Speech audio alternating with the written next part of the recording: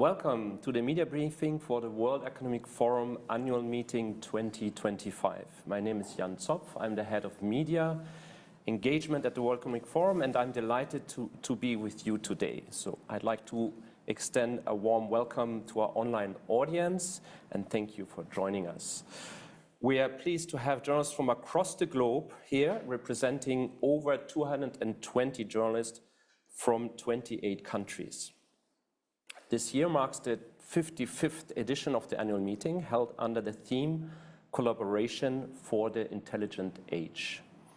Today, we'll walk you through the key highlights of the program, introduce some of the notable participants, and share the anticipated outcomes of this year's event. There will be also an opportunity for media to ask questions during this session. I'm joined today by Børge Brende, President and CEO of the World Economic Forum, Mirek Duzek, Managing Board Member and Head of the Global Programming Group, and Gimwei Neo, Managing Board Member and Head of the Center for Nature and Climate. Welcome. Thank you for being with us. We're excited to share insights into what promises to be an outstanding annual meeting, and we look forward to a dynamic discussion. Now, let's begin. Børge, could you please share the key highlights of this year's annual meeting? Thank you, Jan. I'll do that with pleasure, and thank you for joining us. It is our 55th annual meeting taking place in Davos, and it is happening against the most complicated geopolitical backdrop in generations. But still, in a fragmented and partly polarized world, there are still areas where we can collaborate. And with close to 3,000 participants from more than 130 countries, we have big opportunities and responsibilities to find those areas where there is a possibility to improve the state of the world. And we do have the right leaders to do so. We have 350 governmental leaders. We have more than 900 of the top CEOs and chairs of the large companies of the world, altogether 1,600 business people, 60 head of states and governments. But we know that also the same week as we are opening our annual meeting next week, there will be also an inauguration happening in the largest economy in the world, United States.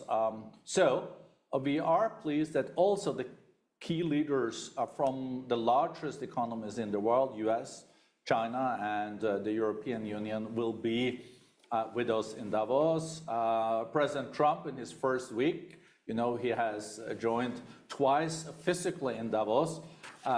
Before, as president, he will on Thursday afternoon, he will join us digitally, online, live, in a dialogue with our participants. We think that will be a very special moment also to learn more what the new administration has of policy priorities. At the opening, it will be President Ursula von der Leyen opening the meeting also with a new mandate on behalf of European Union. And following then Madame von der Leyen will have also Vice Premier Ding from China, also member of the Standing Committee of the Politburo. So these leaders together with the 60 head of states and governments and the business leaders and also civil society and labor unions will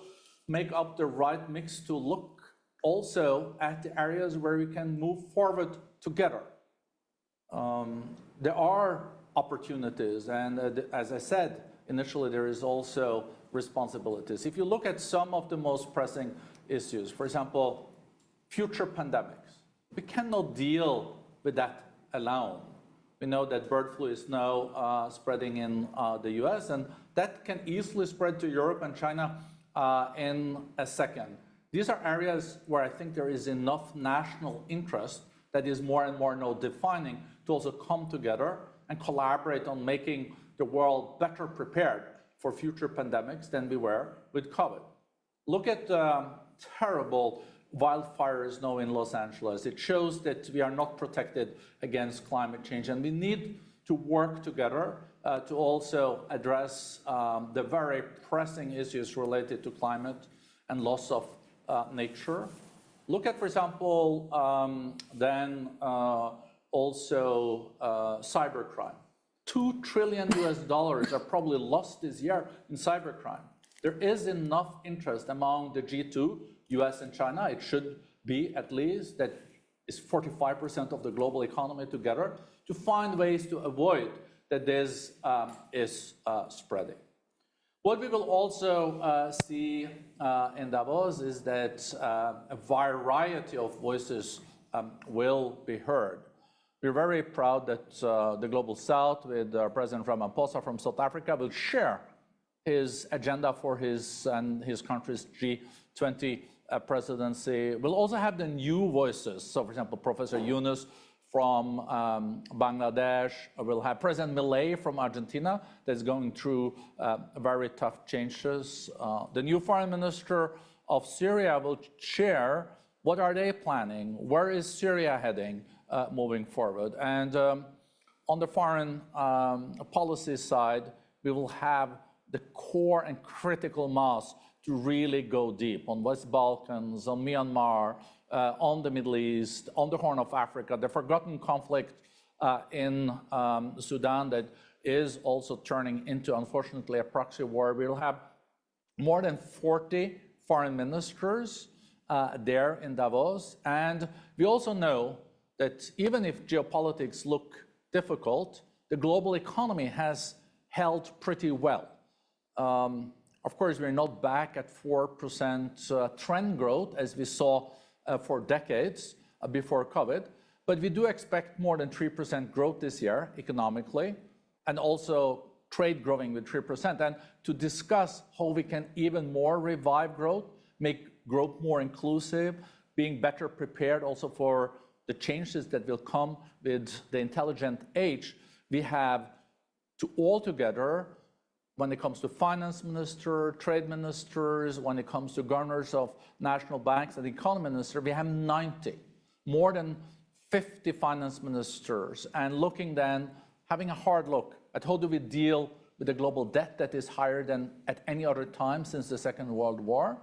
How do we calibrate also the productivity gains that we can get from AI and Gen AI, with also the challenges that the new technologies are creating? How can we agree at least on some important traffic rules? So we are expecting a historic annual meeting in Davos with unparalleled participation at the highest level, both on the business side, government side, and we are ready to roll up our sleeves to make the best out of a situation where we're faced with many, many challenges. So that was a bit of a taste, Jan, on what to expect. Thank you very much, Borge, for this overview. Mirek, you're the architect behind the program. Can you share some of the key program highlights? Just to expand on the overall theme and the program of the annual meeting, Collaboration for the Intelligent Age, it is linked first and foremost to this deep sense of being on the cusp of a new era for the world economy, or at least in transition to a new situation for the world economy. And what we are tracking in the program are two big forces, two deep forces. On one hand, we are living through quite a unique time in terms of rapid technological advancement, exponential innovation. And on the other hand, we are tracking deep forces of fragmentation geopolitically, geoeconomically, and also in certain societies around the world. So it is really at the intersection of these two deep forces that, as Borge Brenda mentioned, we will be gathering close to 3,000 leaders from around the world, from all walks of life, at this key time for the world economy. If I were to double-click a little bit on the concept of the intelligent age, why are we putting it on the agenda, why we think this is a game changer? It is not only one or two or three technologies that are exponentially going to market and transforming industry, economy, and society, but the whole point is that we are tracking that these are whole sets of technologies that are impacting industry, society, economy in that way. And what is also quite interesting and what we are trying to capture is the interlinkage, or the different points of convergence, the feedback loops that we are seeing among those technologies. And AI and Gen AI obviously is front and center of our agenda. It is this super technology, if you will, that interacts with a lot of the other technologies. But we are making a point that really with the notion of the intelligent age, this is a broader spectrum. And so you will see us in the program addressing, of course, AI, Gen AI, but also biotech, clean tech, health tech, space tech, sensing technologies, robotics, advanced manufacturing, advanced energy technologies, and I could go on. Just a little bit on the other force in terms of geopolitical, geoeconomic, and societal fragmentation and polarization. Borge Brende, I think I have already covered it, but just to say, of course, we are tracking research from the likes of IMF and the WTO. If we have protracted fragmentation in the international economic system, some of these institutions would put it at the threat of a loss of 7% of global GDP. We are also tracking the changing geography of supply chains, trade flows. We are tracking the deployment of different economic policy tools in different economies, including, for example, industrial policy. And we are also, for example, tracking in the program the increased influence of national security considerations in terms of the conduct of economic policy. Maybe just to add one more thing on the program, Borge, you've covered, we'll be focusing a lot on the economy, on growth as well. But of course, this is a holistic program, and so we'll be also putting a lot of emphasis on what it means for people, for societies, communities. The pillar is called Investing in People, particularly big focus on reskilling the future of jobs in this innovation-driven economy. My colleague Gimwei will cover our pillar on nature and climate. Thank you, Mirek. Borge Brende has already hinted to the outstanding participation. What does the participation look like for business? One of our strongest participations in terms of also business leaders, Borge Brende mentioned it, 1,600 business leaders overall. We're also, of course, tracking in terms of at what level are executives coming, and 900 is really something that for us over the past few years, this is one of the highest numbers we've had. I'm also pleased that we are seeing growth of executives coming also from emerging markets, so that proportion is growing. This year we're seeing particularly strong numbers, for example, from the Middle East, also from South Asia. We also have a lot of new executives coming, over 250 new business leaders that will be joining us at the annual meeting, underscoring the need for dialogue to be able to navigate uncertainty amid transformation.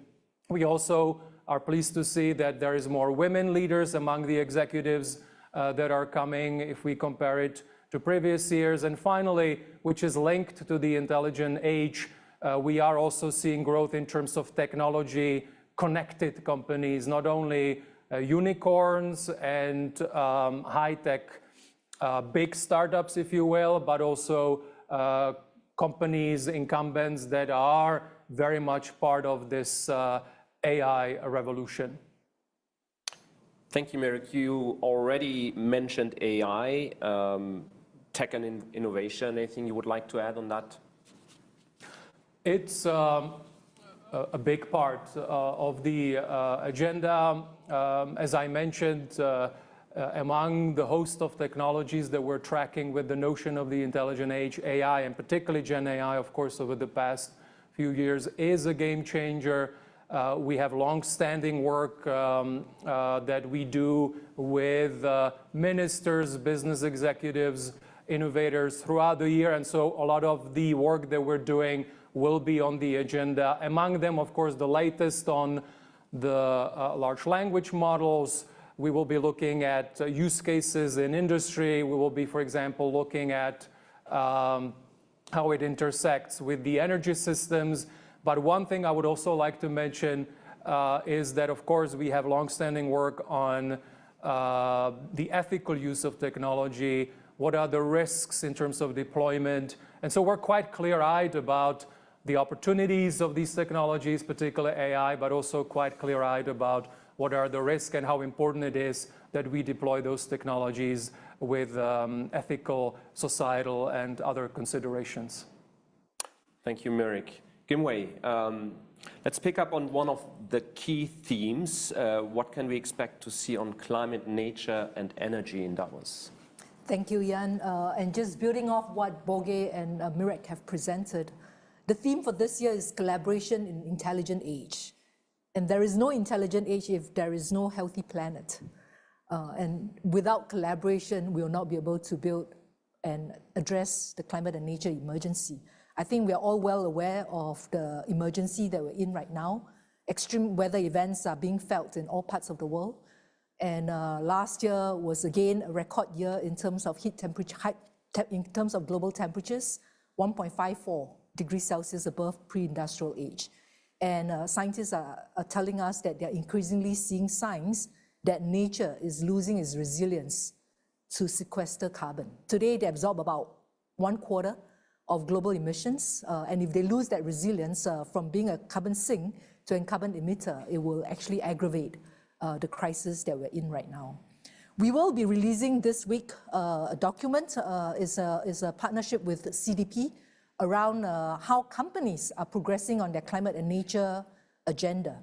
And this analysis looks at companies that account for 2/3 of global market capitalization. And the stats will reveal that only about 10% are making meaningful and tangible action on the climate nature agenda. A lot of the focus of the annual meeting will thus be really on what are the issues and the challenges that actually is preventing this speed and scale in accelerating, in addressing the solutions that can help address the crisis. For example, in the energy transition, we need to look at the trilemma of how do we ensure that energy remains affordable, secure, it remains green, and that we can continue to support communities in accessing renewable energy at speed and scale. And a lot of the conversations will be to look at some of these obstacles, building that economic case. And given that the theme of this year is around the intelligent age, data, technologies can be a very key enabler to help bring down the costs and at the same time allow for deployment at a larger scale and faster speed. We will also take stock of many of the initiatives that are incubated and supported within the forum, whether this is the First Movers Coalition that looks at using the purchasing power of companies to procure green technologies, fostering, catalyzing more industrial clusters that are pushing for net zero transitions, how they have progressed over the last few years, and how we can continue to scale efforts to move forward. Finally, we want to also spotlight on success stories. So this year, for the first time on closing night, which is on Thursday night, we will have Gaia Awards that will acknowledge and honor institutions that are driving systems change for climate and nature.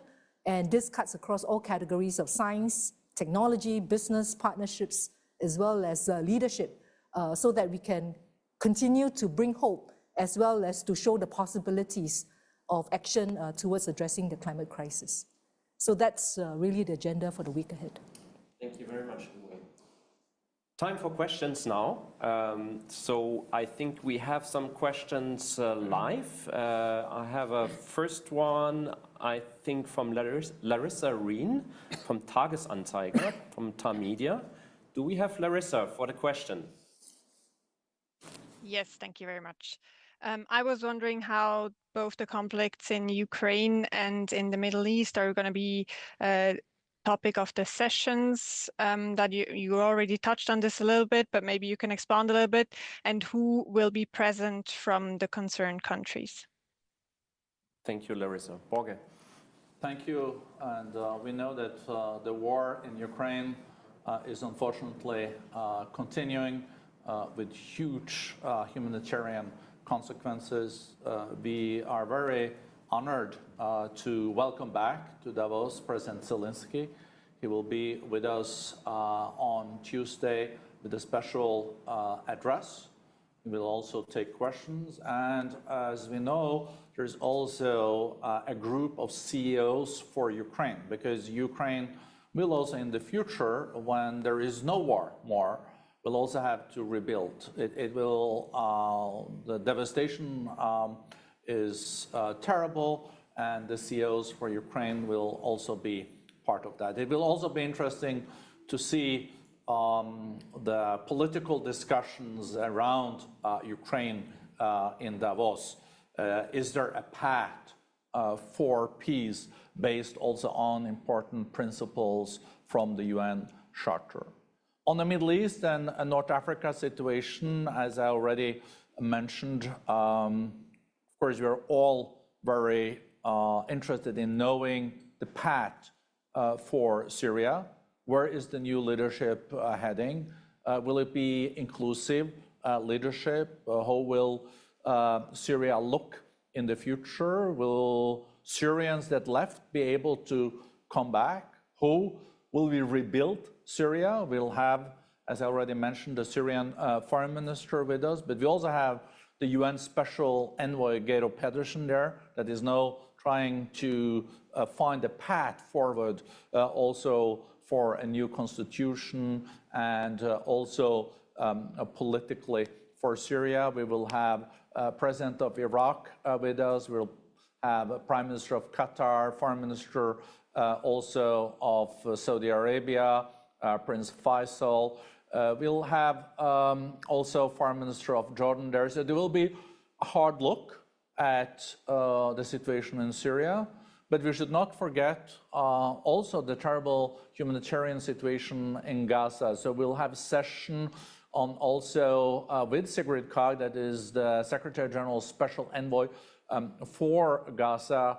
What is the path forward? How to also support all the Palestinians that are suffering so much in Gaza today. And in that respect, also, is there a path for future peace? We'll have then the Israeli President Herzog and the Palestinian Prime Minister Mustafa there. So we'll have a rich discussion on the Middle East. It's also interesting that we will have the Special Envoy, UN Special Envoy for Yemen there. Yemen is a wild card in this, and we know that we're all also overall concerned about the potential escalation of the conflict in the Middle East.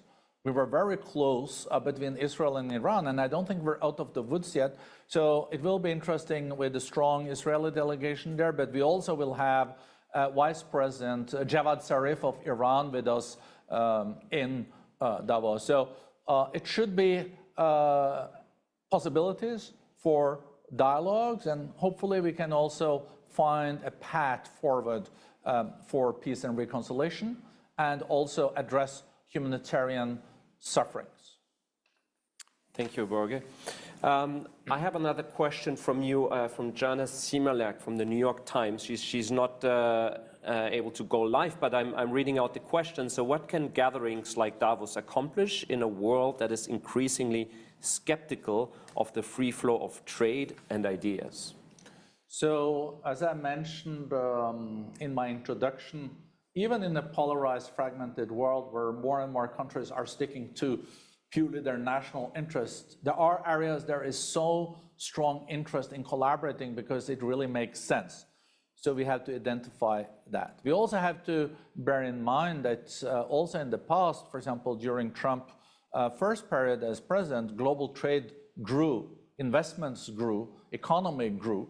So we will, of course, face a different trade landscape than before, where we might see more mega regional trade agreements, bilateral trade agreements, but trade should continue to flow. What we have to avoid is a fragmentation that leads to a decoupling, and that's the numbers that also Mirek mentioned previously from the Bretton Woods, saying that total decoupling can lead to 7, 8, 9%, then a contraction of the global economy. That is like a depression. So that, of course, has to be avoided, and we see no indications for that at all.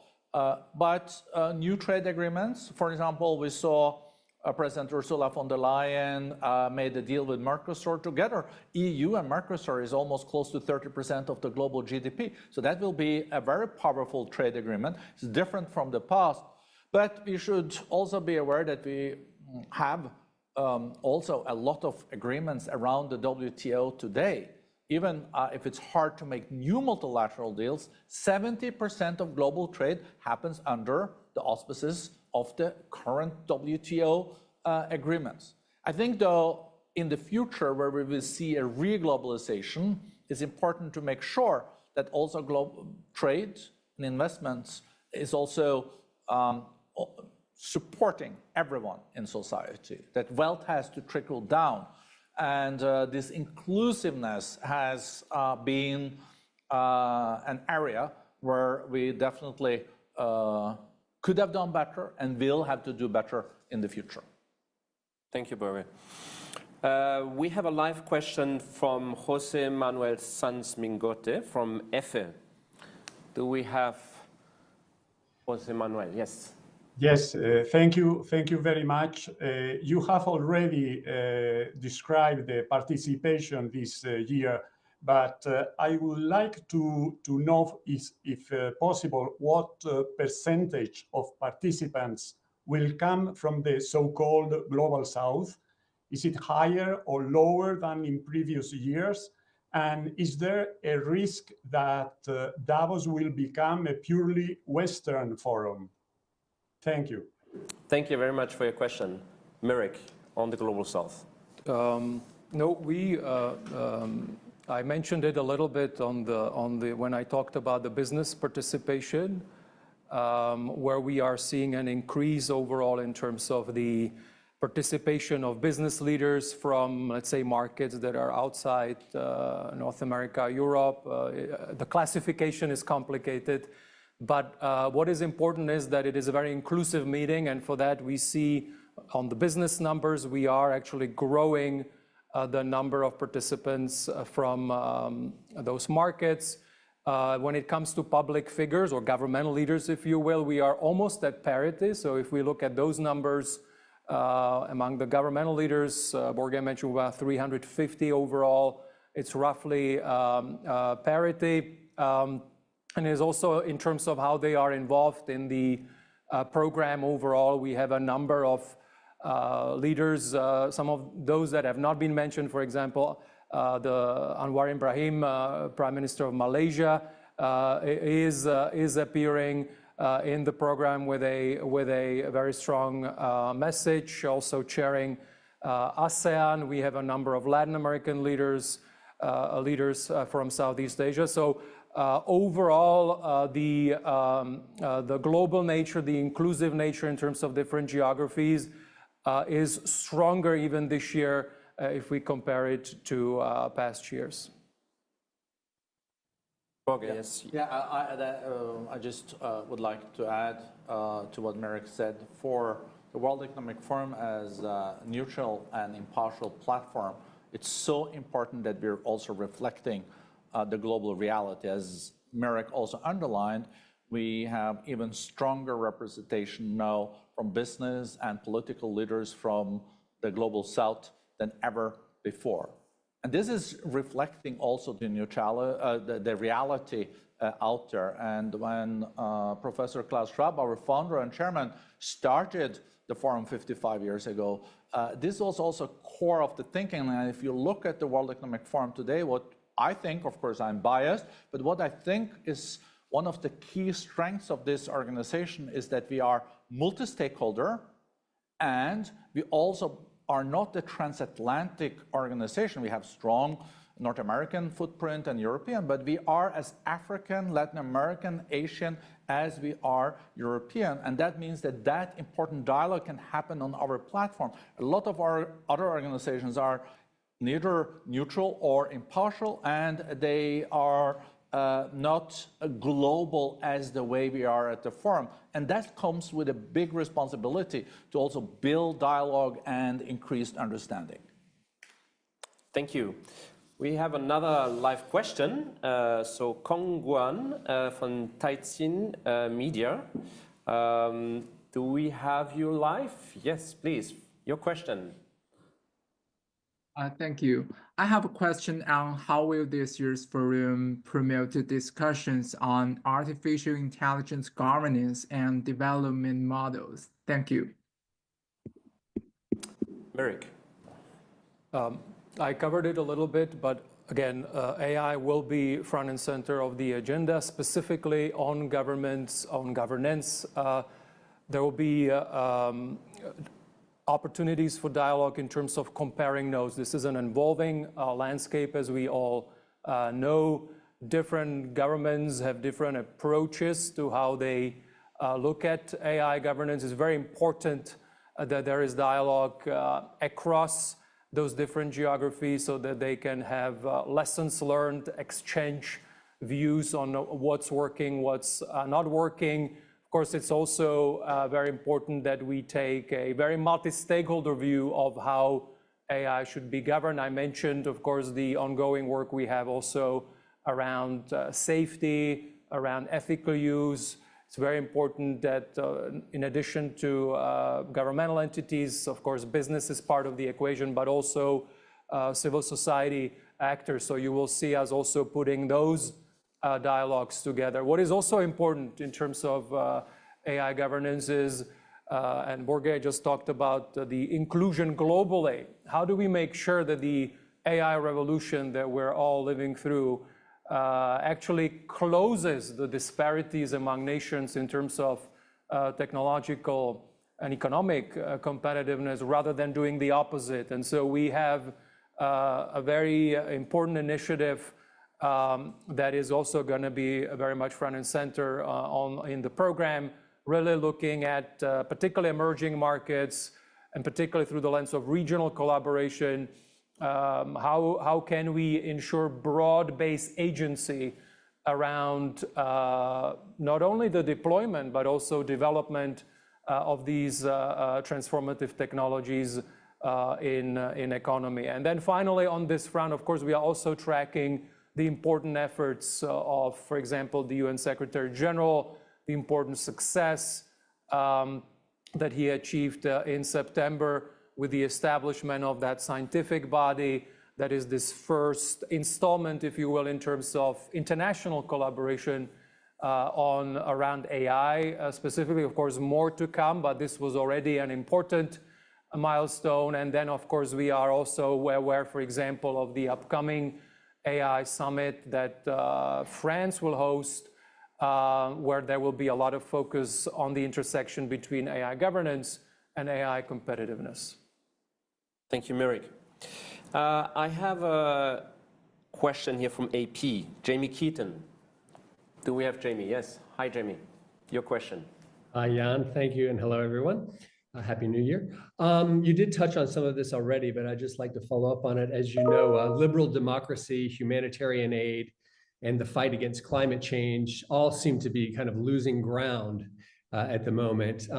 What can the forum do about that exactly? And if I could just slide in another one, you mentioned that President Trump is going to be coming. Do you expect any other participants from his administration? Thanks. Thank you. First part. Yeah, to you, perhaps I can take the first part of the question, and then I'll have Borge take the second part. There will be multiple conversations that will be organized around the topics of humanitarian aid, climate, nature, energy. And in the run-up to the annual meeting this week, as well as the week before, we are actually launching a whole series of reports around the risks of inaction, as well as the opportunities, the economic case, the business case for the energy transition journey, how companies can seize opportunities by investing into nature-positive outcomes. And so these reports will inform the conversations going into Davos. And at Davos, there will be multiple dialogues that will be really focused around tangible action that companies, governments can take to support the net zero nature-positive transition pathways. And more importantly, how they can work together to build partnerships that can enable and empower the action in a faster and a much more skilled manner. Thank you, Gyumi. I might add to the second part, because we also received one from Al Jazeera, from Laura Gerler. She said, will any members of the new US administration be attending the forum in Davos? And if so, who? So I'm adding that to Jamie's question before. Borge. Well, thank you. Thank you for that question. We are very pleased that President Trump will join us, as I said, in his first week as president, live in Davos and in dialogue with CEOs also. We have been told that the administration wants a broad footprint towards the end of our meeting. I'm then talking about Wednesday, Thursday, Friday. As we know, the inauguration happens on Monday, the 20th, and the Senate will probably start the process of then also clearing new secretaries, confirming new secretaries Monday afternoon. So towards the end, we do expect even additional high level of representation from the Trump administration. So we're very pleased by that, because we know that there is a lot of interest, of course, among our participants, also the rest of the world, to decipher and understand the policies of the new administration. So it will be a very interesting week. Thank you, Borge. I have another question from AFP, Agence France Presse, Sophie Estienne. Do we have Yes, Sophie I'm here. Estienne with Hi. us? Hi, Sophie. Thank you. So one question, if I may. WEF has always been a synonym from global multilateralism, free trade. So how concerned are you with the state of both of them, considering Trump's return to power and the rise of protectionism a bit everywhere in the world? And a second one, if I may, I mean, you mentioned people from US administration. What about Elon Musk? Have you heard about him? Any chance he may be there? Thank you, Sophie. Back to you, Borge. No, thank you. It is a reality that we are in the middle of two orders. We had one order post-Cold War, and then now it's an unruly time, because we don't exactly know what the new order will be. But we do know it's going to be more multipolar than in the past, but we do also hope that there will be some multipolarity with some multilateralism. We need rules and regulations, but they might be different from the past. But if you look at it with experience we had with Trump first administration, as I already mentioned, trade grew, investments grew.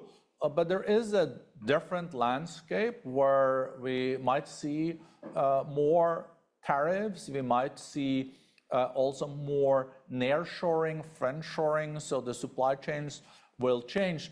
But as long as we see trade growth and also global growth, then you can look at it like glass half empty or half full. So it will be very interesting, of course, also then to follow. On the US side, we're also expecting governors from the US with us in Davos and other political leaders. And when it comes to Elon Musk, we don't know. He is, of course, also welcome with Donald Trump when he hopefully comes physically also at our next annual meeting. Thank you, Borge. Thank you to the media. Thank you for the panelists today for joining us. There will be another briefing tomorrow. We're going to launch the Global Risk Report, so you want to tune in to that tomorrow. You can contact us if you need any information on that. Thanks for everybody watching online. We're going to look forward. We're looking forward welcoming you in Davos. Thank you very much.